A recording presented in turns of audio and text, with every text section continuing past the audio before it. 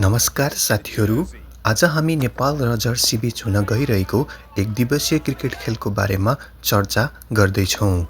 यो खेल केवल एउटा सामान्य मैत्रीपूर्ण खेल मात्र होइन, नेपालका लागि आगामी अन्तर्राष्ट्रिय प्रतियोगिताको महत्त्वपूर्ण तयारी पनि हो। नेपालको टोली अहिले कप्तान रोहित पौडेलको नेतृत्वमा निकै सन्तुलित देखिएको छ। ब्याटिङमा कुशल भुटेल, आसिफ शेख, भीम सार्की र दिपेन्द्र सिंह एरी जस्ता खेलाडीहरूले कुनै पनि बलिङ आक्रमणलाई चुनौती दिन सक्ने क्षमता राख्छन्। त्यस्तै बलिङमा सन्दीप लामिछाने, सोमपाल कामी, करण केसी लगायतका खेलाडी नेपालका प्रमुख हतियार हुन्। अब कुरा गरौँ जर्सीको। धेरैले जर्सीलाई कमजोर टोली ठान्न सक्छन्, तर पछिल्ला केही वर्षमा जर्सीले एसोसिएट क्रिकेटमा उल्लेखनीय प्रगति गरेको छ। उनीहरूको टोली अनुशासित क्रिकेट खेल्ने, राम्रो फिल्डिङ गर्ने र घरेलु मैदानको फाइदा उठाउने प्रयास गर्ने टोलीका रूपमा परिचित छ। त्यसैले नेपालले उनीहरूलाई हल्का रूपमा लिन मिल्दैन। यी दुई टोलीबीच जुलाई 13 र जुलाई 15 मा दुईवटा एक दिवसीय खेल जर्सीमा आयोजना हुँदैछ। यी खेलहरू नेपालका लागि नेदरल्यान्ड्समा हुने आगामी आइसिसी वर्ल्ड कप लिग 2 का खेलहरूको तयारीको रूपमा निकै महत्त्वपूर्ण मानिएका छन्। नेपालका लागि यो सिरिज केही मुख्य चुनौतीहरू रहनेछन्। पहिले विदेशी पिच र मौसममा छिटो घुलमिल हुनु, दोस्रो सुरुवाती विकेट जोगाएर ठूलो साझेदारी बनाउनु, तेस्रो डेथ ओभरमा राम्रो बलिङ गर्दै विपक्षीलाई कम स्कोरमा रोक्नु। यदि नेपालले आफ्नो प्राकृतिक खेल खेल्न सफल भयो भने यो सिरिज जित्ने राम्रो सम्भावना छ। तर जर्सीले पनि घरेलु मैदानमा उत्कृष्ट प्रदर्शन गर्न सक्छ, त्यसैले प्रतिस्पर्धा निकै रोचक हुने अपेक्षा गरिएको छ।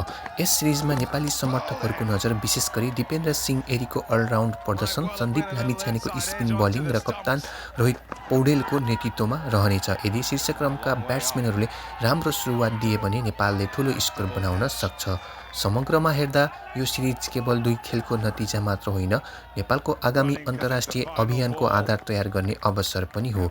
राम्रो प्रदर्शनले खेलाडीहरूको आत्मविश्वास बढाउनेछ र विश्वकप लिग 2 का खेलहरूमा पनि सकारात्मक प्रभाव पार्नेछ। तपाईको अनुमान के छ?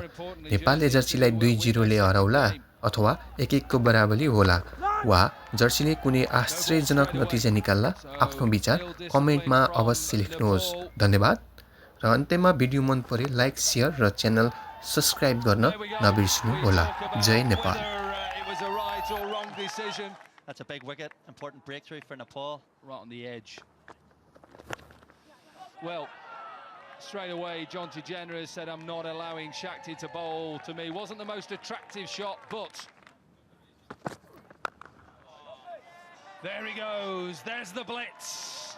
Jonty Generous back in town. Oh, he's hit that. He's hit that really well. It's into the stand. No, it's over the stand. Gone for 6.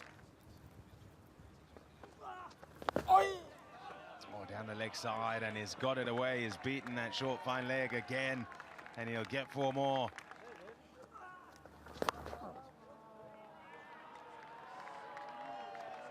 Yeah, decided to go with the leg spin or the Chinaman. That one, I think, didn't quite work. It's gone for 4-3 in the over.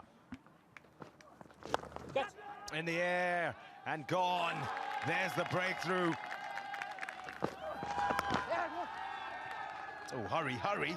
Oh, has he? Yes, he has. Oh, dear. It wasn't on. It was straight to backward point.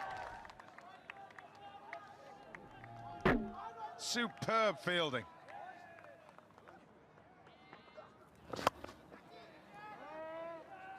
I think he's picked a gap, and he has. He's gone for a boundary. Beautiful shot.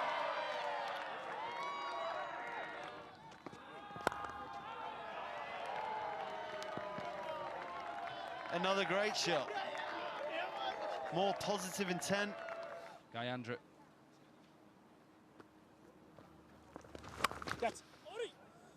This could be the winning runs and the end of the tournament for Nepal, but Jersey go on. Their second win, excellent stuff. Look at the delight for the crowd and the players.